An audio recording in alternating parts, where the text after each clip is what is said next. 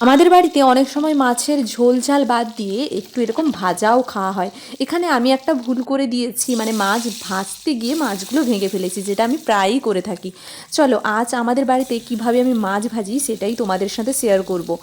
প্রথমে আমি কড়াইতে তেল গরম করে একটু রসুন কুচি, পেঁয়াজ কুচি, কাঁচা লঙ্কা কুচি, টমেটো কুচি, একটু পরিমাণ মতো নুন দিয়ে ভালো করে ভেজে আর একটু সেটাকে টেস্টি করার জন্য আমি ক্যাপসিকাম কুচি দিয়েছি, তোমরা চাইলে স্কিপও করতে পারো।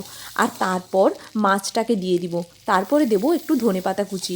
তোমরা মাঝে একটু চিলি সস কিংবা টমেটো সসও ইউজ করতে পারো, তাতে আরও টেস্টটা বেড়ে যাবে। মশলার উপর মাছটাকে দিয়ে আমি হালকা করে একটু ভেঙে দিয়েছি, যাতে মশলাটা ভালো করে মাছের মধ্যে ঢুকে যায়। তোমরা চাইলে গোটাও রাখতে পারো।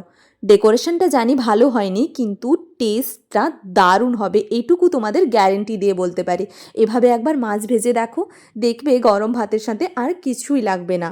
এই মাছ ভাজা এমনি খেতেও দারুণ লাগে।